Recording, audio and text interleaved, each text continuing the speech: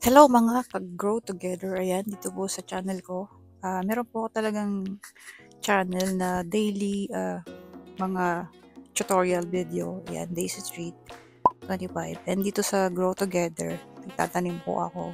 Sarili kong observation. Kaya lang, dito ngayon sa Canada, hindi na po ako makakapagtanim.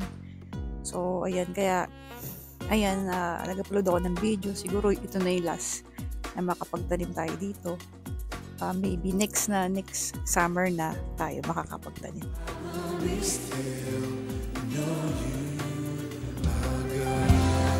So, bali kasi yung fall dito ay nag-start siya ng September, November hanggang December. So, ngayon bali nasa October na tayo. Ayan, may mga pailang-ilang snow na. And talaga yung weather ay nag-negative na rin siya. At grabe na yung lamig, talagang sumasagad na sa buto. Yung hindi ka na pwedeng lumabas ng naka-short, ng naka-t-shirt lang, kailangan talaga nakabalot ka na. Kaya sa loob nga ng bahay, nakaano ko. Dahil malamig na nga.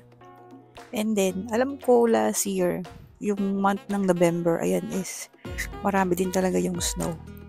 Kaya, ayun, nakakalungkot. Nakatakot. Kasi, titira ka na naman sa, para kang nasa loob ng freezer. So, ito guys, gusto ko lang balikan yung ating mga tanim nung sila ay masaya pa. Ito, nung sila ay dinodocument ko yung kanilang progress, no? Nung pa, summer. At ayan, nakailang harvest din tayo dito. At ito nga ay kinakain pa nga ng nanay ko.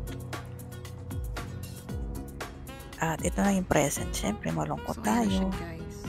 Dahil nakikita ko silang nawawalan na ng pag-asa. Pero ganoon talaga. Sabi nga, lahat ng bagay ay may panahon. May panahon na masaya.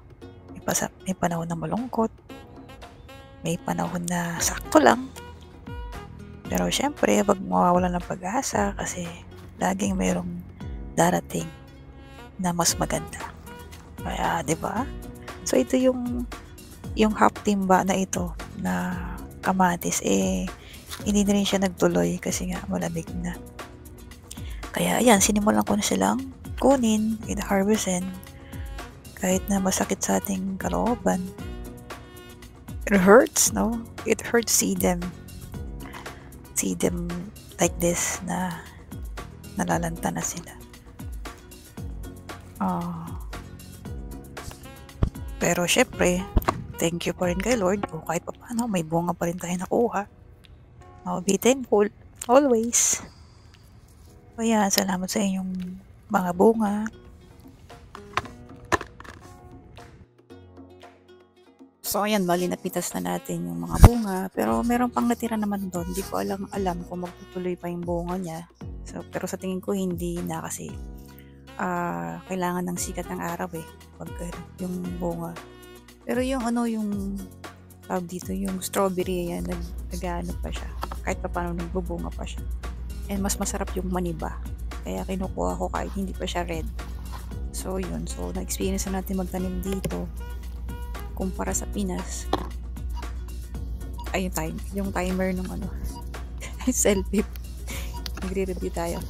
Tapos so yun nga. So ayan guys, na-share ko lang din.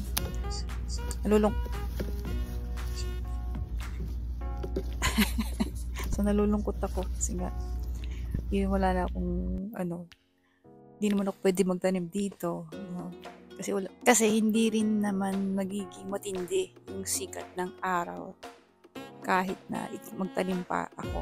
So kahit gustuhin ko pa magtanim, parang hindi na rin siya tutubo kasi nga lagi ng windy, lagi ng cloudy, hindi na sisikat ng matindi yung araw. So laging makulimlim na kasi nga syempre sa atin, di ba, pag umuulan makulimlim, dito naman makulimlim muna bago mag-snow.